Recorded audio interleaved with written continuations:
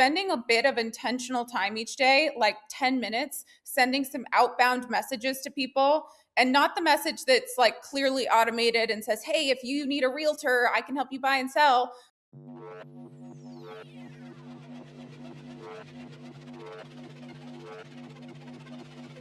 Ladies and gentlemen, welcome to the Walkthrough, the most underrated, valuable marketing show in real estate podcast history. I am Eric Simon, aka the Broke Agent, and I am joined here by Jason Cassidy, who I actually just saw in San Diego 48 hours ago. Jason, how you doing today? I'm doing great. You know, I wasn't drinking in January, and then you just looked at me and said, "You want to go to the bar?" And I said, "Yep." So That's how easy it is, folks. twist in my arm. That shows you Jason's discipline or lack thereof. All you have to say is quick old fashioned, and he sprinted up from his seat. Today we have two very special guests. First, we have an industry vet, a BAM favorite, a social media savant, a machine from the best state in the union, Tessa Bella. I think I had content machine, but I just had machine. A machine. That was like the best intro yet. Let's run with that. Yeah. Tessa the Machine. And next, we have a first ever guest, Karina Mejia, a new development specialist out of Boston. Karina, welcome to the show. Welcome to the Walkthrough. It's great to have you. Thank you. Yes. All right. So today we have some breaking Instagram news to share with you. Then we're going to cover how to get leads on social media without posting. That's the key, without posting. Then we're going to cover two trending pieces of content that agents should replicate, how to attract developer clients on Insta, and the marketers of the week. We have a jam-packed show. If you like the sound of that, please make sure you like this video and subscribe to the channel. By the way, Jason, I'm going to do a little giveaway. We have some Hormozi books left over, the 100 Million Money Models books. We're going to give away 3. All you have to do in the comments, you like this video, you leave a nice comment. There it is right there. You could compliment one of us, or you could ask us a social media question that we could answer on next week's walkthrough. And plus, you have to be subscribed to the channel. We will pick 3 winners for next week's show. So make sure you comment, like, and subscribe. Topic number 1. We have some breaking Instagram news. First, from Instagram CEO Adam Mosseri. Let's play this video, and then we can react to what it's like to post watermarks. There's a rumor that if you edit a video on another app and then you upload it to Instagram, we're going to demote your reach. That is not true. You can edit on whatever app you want and upload it to Instagram and not worry about having your reach limited in any way. The only exception is a word mark. Actually, it doesn't clear it up because I can't hear what the hell he's saying. Is he saying watermark?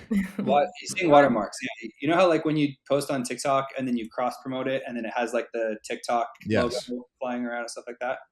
Okay. So, Karina, do you ever use watermarks on any of your videos? No, I don't really edit my own videos. Oh, perfect. Okay. Do you use a videographer or do you use like CapCut? Yeah, I use a videographer. Yeah. Okay.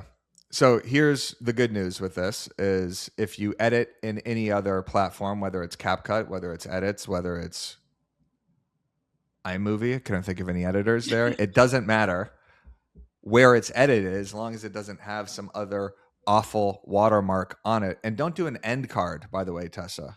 You don't do this on your content, but I've seen a lot of people will post a clip and then at the end it's like a QR code or it says like follow me for all your real estate needs.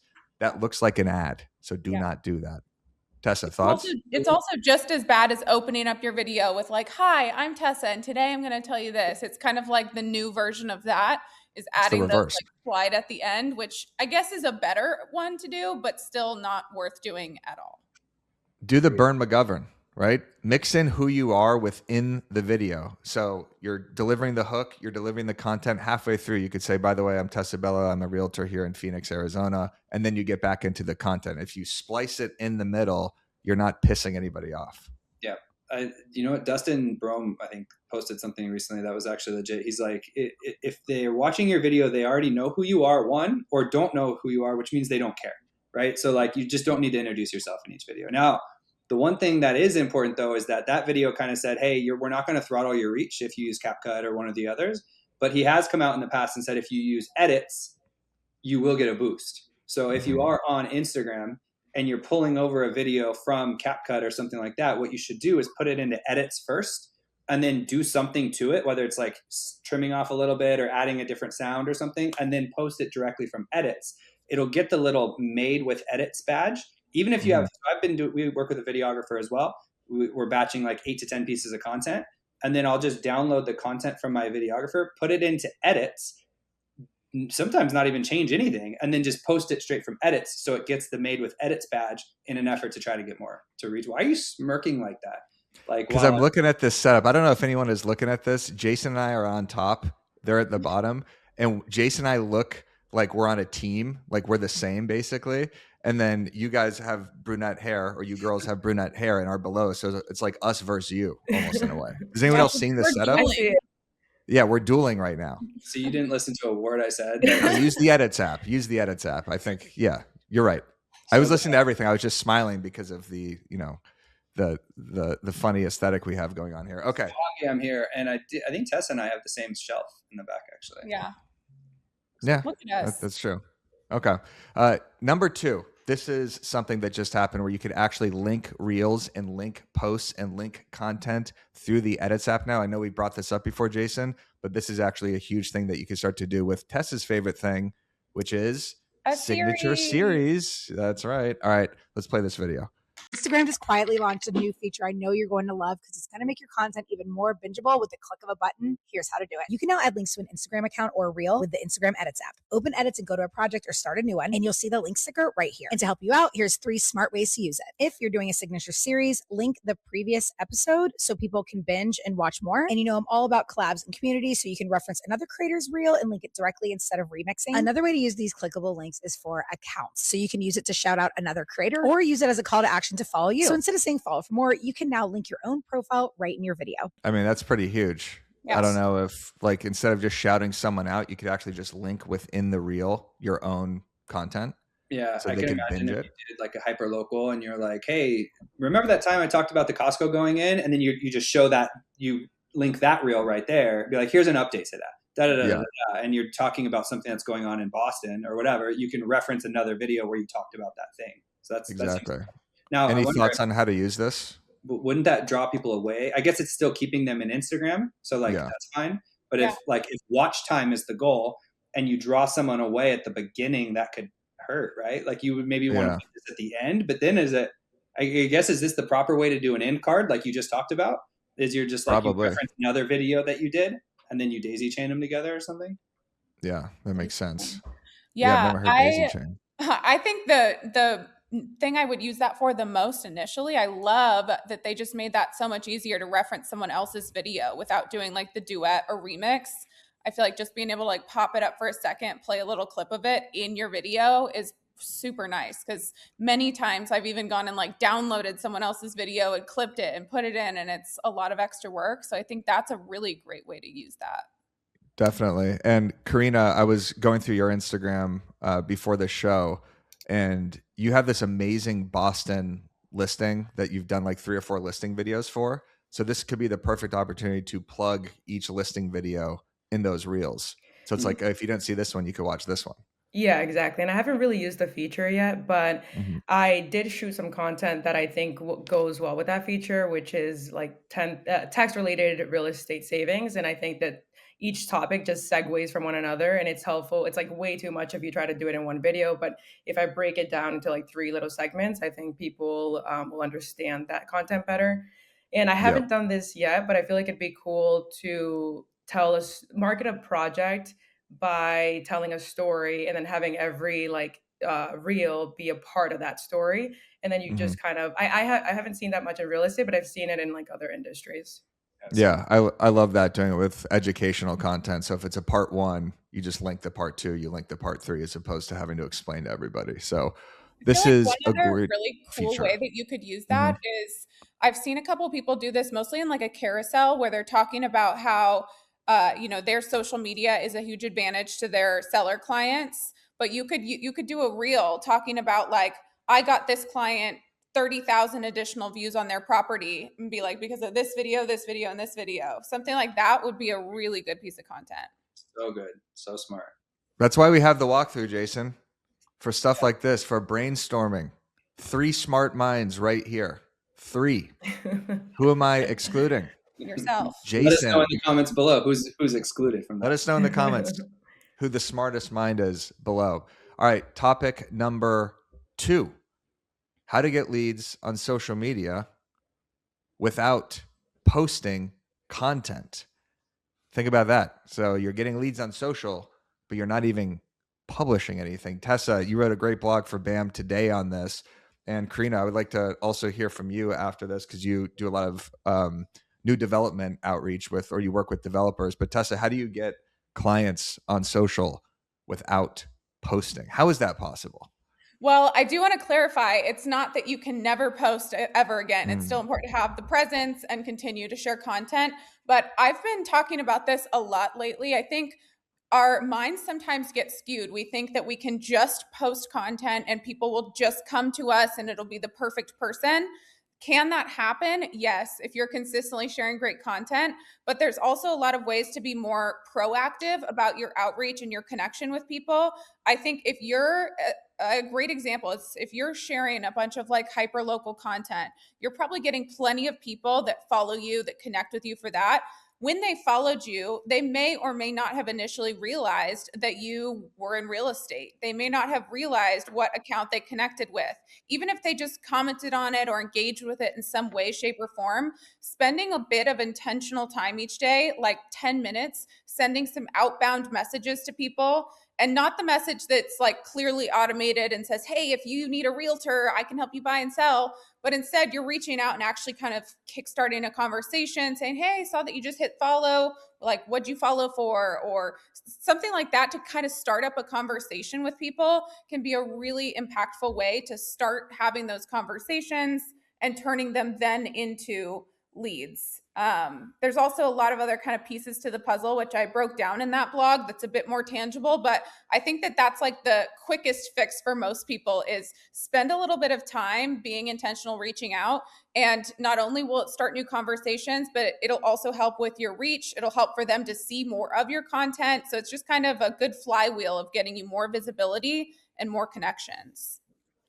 Yeah, I love that. And I think we brought this up maybe end of the year, Jason. I don't know if this is true or not, but I think there is a mini chat feature that now allows you to directly message people that follow you. So you could automate this message. And just like Tessa said, you don't want this to be, hey, I'm a realtor. Let me know if you want to buy or sell. Ask it, have it go through different questions. I saw Andrew Undum, who we saw in San Diego after a couple margaritas, and he was showing me all of his new followers from this viral reel. And he's just like, it's amazing. I'm taking him through this kind of questionnaire where it's like, hey, why did you follow? Do you live in Baltimore? Do you currently live in your house? Obviously, you don't want to like put them through the ringer, but did they follow you for hyper local content? Did they want news? It's just a great way to do outbound. Karina, do you ever do that with new followers? Do you reach out to people, or is that a pain in the ass? No, I definitely do that, specifically with builders more so than like regular people who follow me. And that's just an easy prospecting tool. Like if you're following me and you're a builder, clearly I do new development work.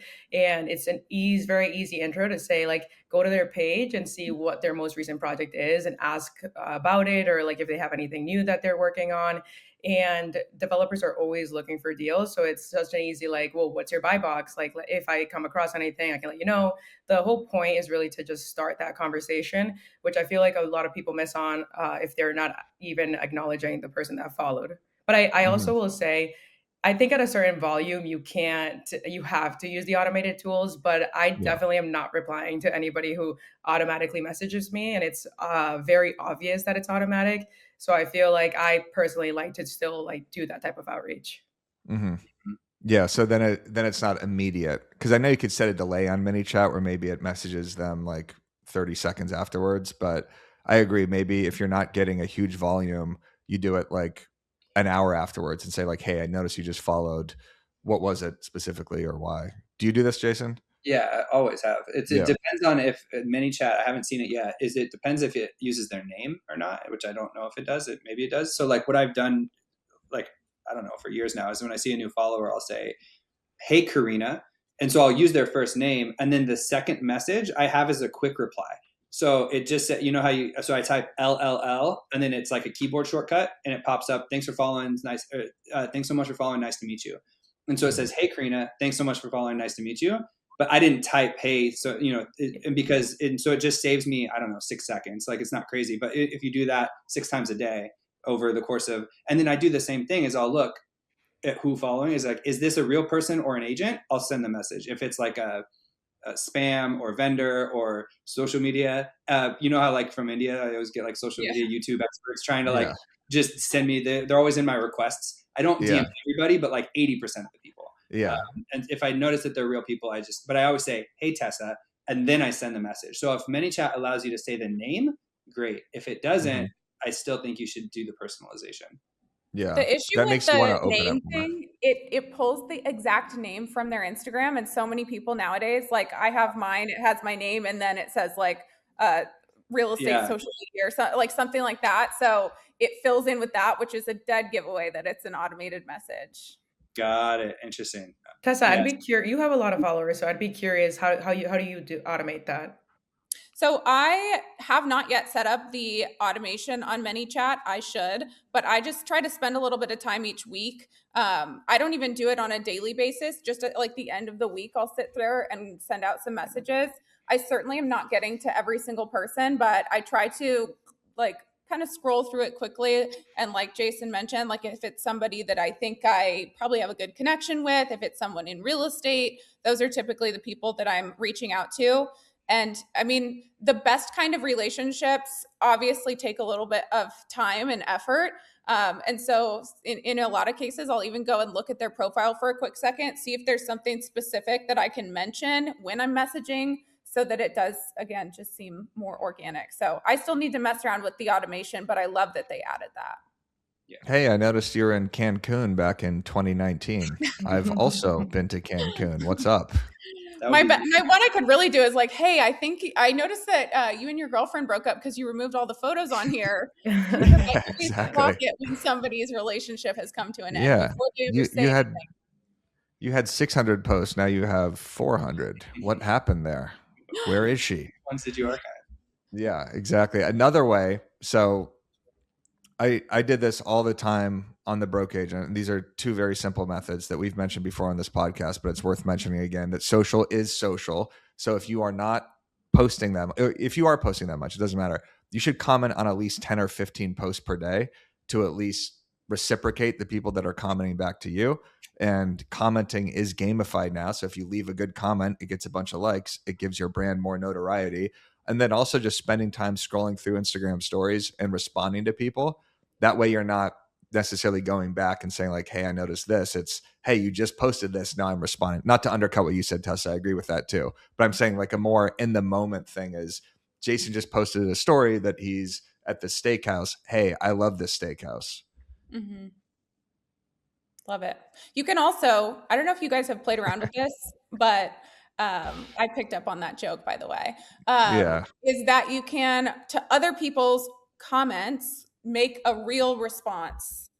So there's like some cases where I think that would be a really, really awesome use case, especially on, let's just say it is like a local account that's highlighting a bunch of stuff going on in your area. And there's some comments that are like, oh, I just went here and it was great. Or I've been wanting to try this or something. And you then use that comment to post your own reel where you're going there. I think that that can be a really great way to kind of hack some of the traffic that's happening on other accounts.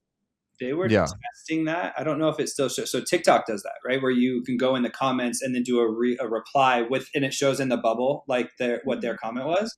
Instagram was testing it, but I don't know if they're still doing it because I love that. I thought it was so great because it gives you like the reason you can automatically, just because of the bubble, you don't have to say I'm shooting this video because it's like they know. So then you can just go right into the reply, and it makes for a really easy video. And you could also just still on there. I saw it yesterday, so. Yeah, I think you could do it. If for some reason you can't, you can also just screenshot the camera. It's probably not the same virality because it's not like linking the same reel, but it's at least using a comment as a hook. But yeah, that's how you get leads on social without posting is DM every new follower. That is the perfect way to do it because then you're starting a new conversation. It's relatively passive. And if you're not getting that many followers, just do it manually. You don't need to set up a mini chat for this. I think it's really simple. Karina, do you do any other? It needs to be new followers. I also think it can be people who just follow you, period. Most of us haven't gone through and messaged them all. So spending some time going through like people who followed you even for a while saying, hey, I noticed that you've been following me for a bit.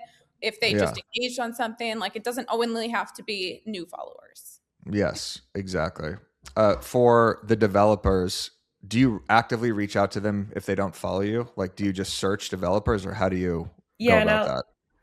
I'll definitely make a point to also comment publicly on their posts. I think that that's again an easy way to get noticed by them, and if they click on my page, they then see that I do this type of work, and it just builds that connection.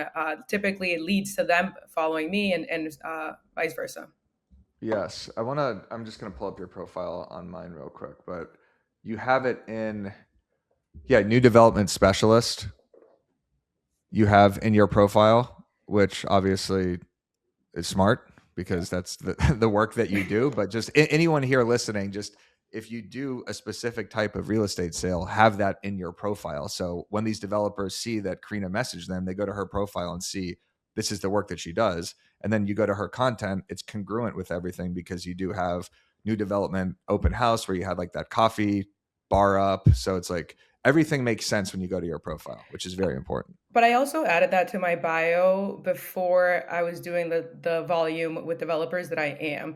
Like I remember I used to do a lot of like first time home buyer clients and all of my Instagram was that. So it's like, wait a second, I'm doing a couple of deals. I want this to be more of my business. And I made a very intentional decision to ensure that the content I was posting and also then my bio followed the target client that I wanted.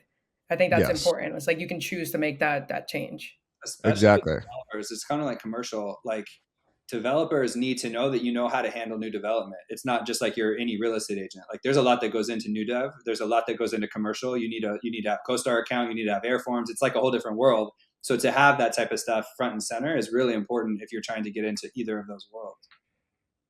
Yeah. Very true. Very smart. Topic number 3, trending content. What? You're off on your numbers. You've been off the whole time. This is topic number 4. Topic number 4, new trending content. We got 2 new things. So first I want to play this video that Tessa sent me. It's kind of like a POV Sex in the City trend, but it doesn't have to be Sex in the City. So bear with me, fellas.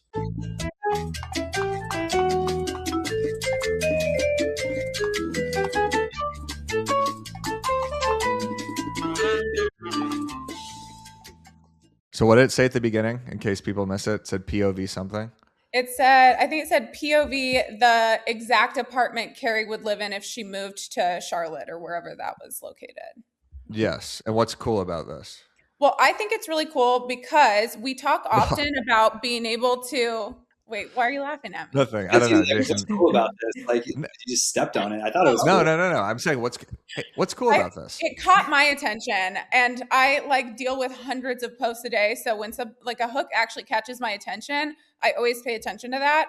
And what I love about this is Sex and the City is obviously not a new thing. We've definitely seen people who take like a new trending movie or show or something and create some sort of content around that to kind of build on that trend. But I think there's also something to be said for just using really recognizable pop culture things. It could be a show, it could be a movie, it could be a song that, especially when it caters to the audience that would understand it. Like, in my opinion, that kind of property and that apartment is probably perfect for like a single female, a young working female. And so like the tie-in, the music, you instantly notice, the hook you instantly notice. I just thought that was a perfect example, and plenty of ways that you could take that and run with it for any recognizable, like iconic show or movie or song. Love that. And you're right. It had the hook, it had the audio, which added to it, and the apartment. Like everything worked for that. If they didn't have the audio, that video would not have been nearly as good. Like the audio really made that. The song made it work. Yeah. Yeah, the audio. I was agreeing with you. You know what though? Like you could do it with any. So like we talked about this, like with Taylor and Travis buying their place in Kansas City, and it's like you can trend jack in. Like I bet you right now, like if Karina did a green screen on Drake May's house that he bought in Westwood, it would go viral, right? Like you just green screen, go on Zillow, be like, hey, did you guys see Drake May's house that he just bought? Like everything Drake May is winning right now, like at least in my algorithm. And so like especially now during the playoffs. That's what I mean. Right now, especially this week. So like there's certain trending. It doesn't even have to. Sex in the City obviously is going to work. It's a timeless show, but you can just go in your local market. Like if a celebrity bought a house or something like that, all of that is just like perfect trend jack. Tessa, Karina, do you know who Drake May is? Not a clue. I I do. He's the Pats quarterback. Yes. No, I love that idea. I honestly don't do a lot of this, but I think it's so witty, like it's so smart, and I think it's relatable. So I love that idea. You could do that for new developments too. Like if I was Drake May, this is the new place I would move.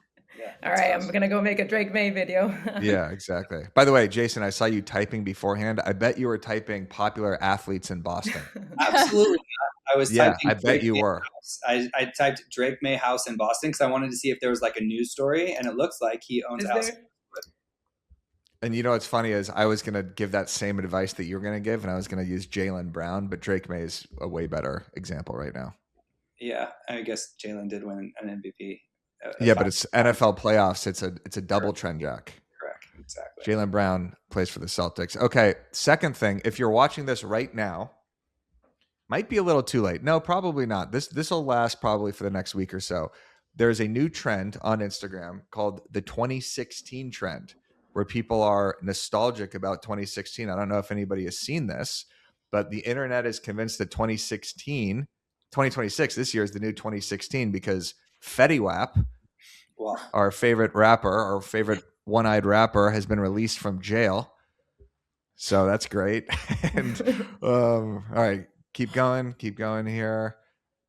The worst day in 2016, it was obviously a nostalgic time if you're in your mid 30s. I don't know. Maybe it's nostalgic for everybody. I guess 10 years ago is always better for everybody. The point is people are posting photos of themselves in 2016. For real estate, what you could do, and we're going to do this in BAMX today, is you could have a template or you could have a post that says, all right, here's what I look like in 2016. Here's what real estate prices were in Boston in 2016.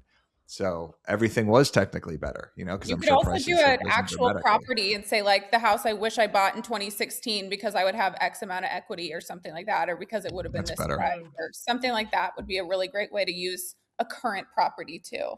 That's genius. Good idea. Writing that one down because we are going to post that in BAMX. Thank you, Tessa.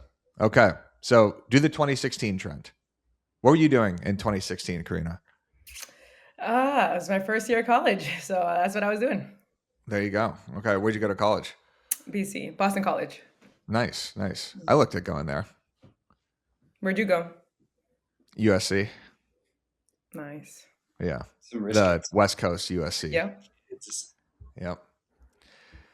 Oh, all right. It is. See ya, everybody. No. Okay. Next topic, we have low effort content. I just want to show two posts from Ricky Carruth and give him his flowers because he's crushing it right now. He might have one of the most engaged Instagram accounts in real estate.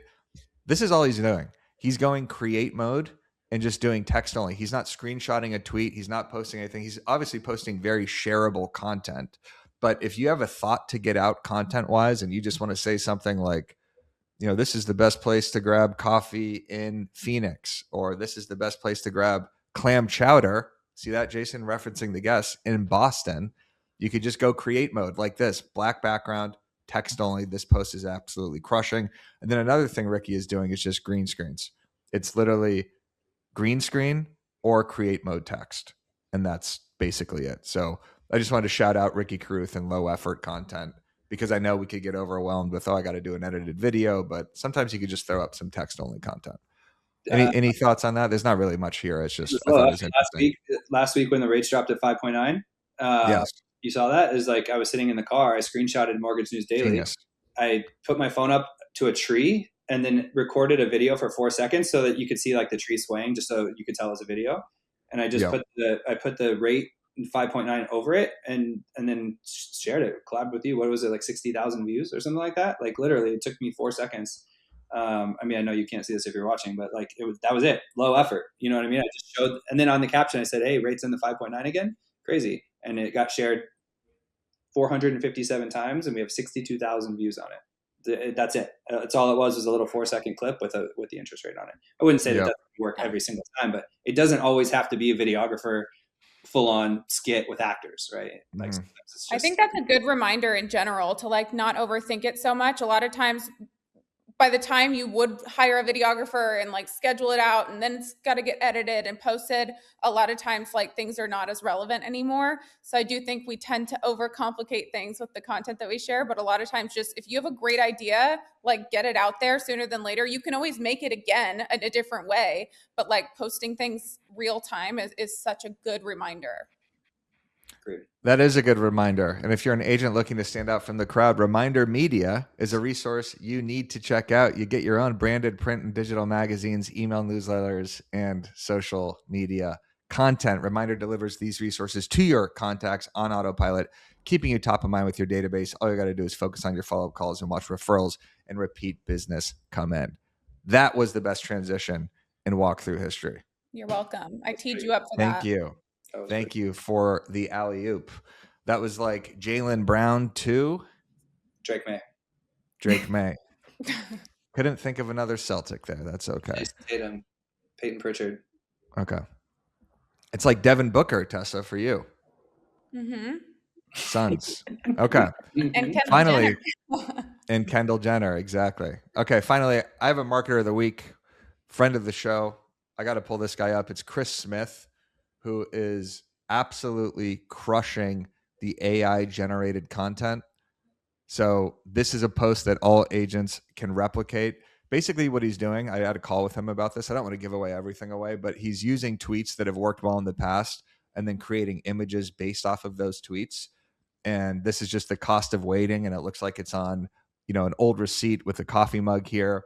It shows the 2019 median home price and the 2025. Super shareable content. Then I saw an agent replicate this and do it for their hyper-local market. So you could take a lot of what Chris is doing and make it hyper-local. Thoughts there? Chris is plugged in. He has a lot of tweets that are like he's leaning into it. He's like not hating on Zillow, but like using the Zillow fodder a little bit, using the a good agent is worth their weight. He's doing a lot of agent-centric stuff, and it's all very shareable. And so I've seen him go viral. I feel like he's going viral like once a month right now, but within the agent community. Yeah, like once a week. It's crazy. Yeah. He's absolutely crushing it. Remember, folks, if you leave a nice comment or you have a question, do it because you will be in the running to win one of three Alex Hormozi 100 Million Models books if you like and subscribe to the channel. Any final thoughts, folks, on anything here? This was a great episode. This was a great episode. You guys are dropping gems. Gems. Wait, Karina, did you like being on? Topic. Is this crazy to throw it out there? No, throw it out there, please. We got time here. People are loving this. If you're still here, drop a yes in the comments. Ooh. The freaking algorithm thing. Has nobody else done this? I just made a post about it the other day, but we introduced this like I think a month ago or like in the beginning of December or something. You can go into your profile, click the three dots, go to content preferences, your algorithm, and you can see what it currently is saying your algorithm is, like what you're viewing a lot of, and you can actually adjust it. You can say what you want to see more of or less of. I think this is at the very least a very good way to go in and see currently how you're sort of being categorized based on what you're sharing or engaging with and viewing. And it's also very cool to see because you can adjust this really quickly. I think a lot of times people get stuck in the mindset of like, oh, my algorithm's screwed. I'm going to have to start a whole new account. In reality, I think now more than ever, it's really, really easy to actually adjust your algorithm and start showing up better pretty quickly. So I think that tool is so useful. It is. Yeah, you can go in there and it'll like give you the breakdown of it and then you can modify, play with it. Read your algorithm. Read your algorithm, Jason. Read it. Read it. Lately, you've enjoyed humor, sports leagues, and investing in your own space and self. Aw. And that's wholesome. No, that's it. And that's okay. it. All right.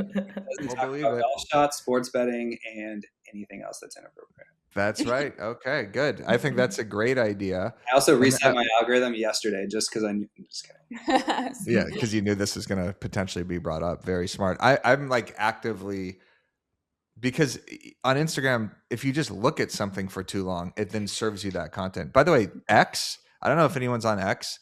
If you look at something for too long on X, it'll serve you that same content so much to where it's not even fun anymore. Yeah. I'll look at like one thing on Iran or something like that, and then it's like 10,000 things, and then I can't find anything on Arizona basketball anymore. Talk to Elon. Maybe he's listening. Maybe he can help you with that. Elon, help us out here. Elon, Karina, any final thoughts? Just subscribe, leave a nice comment, and we'll send you a book, Elon. Karina, did you enjoy this? I did. No, thank you guys for inviting me. Yes. He dropped some gems. Who do you like more, Jason or myself? Tessa. Easy for me. Smart answer. Okay, Tessa, who do you like more, Jason or myself? Jason. Okay. All right, everybody. That is a wrap on the episode. Please go follow Karina. Karina, what's your Instagram account? Karina_Mejia with a double A at the end. Karina_Mejia. You know what? I want to play. I know we were about to wrap it up. I have one of Karina's listing videos here. Haley, if we could pull up where I say daydreaming song makes listing video, if we could play this. I just want to show how good, and this kind of goes back to Tessa's point, that just having the audio basically made this entire listing video.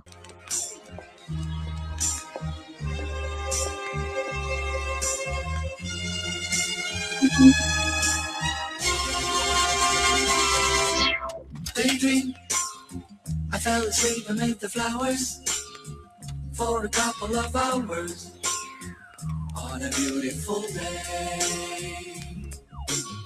Okay, we don't need to play the whole thing, but the point is, great video, the audio. Great job, Karina. I love it. Thank you. Yes. Chris Benjamin, a few episodes ago, talked about the zenness of social and how our whole life is too much loud music, lights, and in your face. And so the perfect listing videos, or maybe it was Matt Leonetti. I thought it was Chris. Maybe it was Matt. Needs to be an escape of zen. So that slow song with that slow, so much better than the high pitched, high noise, all that type of stuff. We honestly I saw it. It was a fashion advertisement, and we literally took it and we mirrored it, and we just did it for real estate, which I thought played well. Love that. Smart. Always look outside of industry for promotional ideas. I was hoping it was going to be the Lupe song where Lupe comes in. Lupe Fiasco, the rapper. Ever heard of him, Tessa? I have. We have the same birthday. Whoa. You've really heard of him. Tessa, where do the people follow you? On Instagram, Tessa Bella. Lots of double letters, unfortunately. Double SAL and A. Okay, we'll link that down in the description. And then confusing way to say that, probably. Yes, that was. We'll link it down in the description so you don't have to look up it in a dictionary. And Jason, go follow Jason_Cassidy. And we'll see you next week on the walkthrough.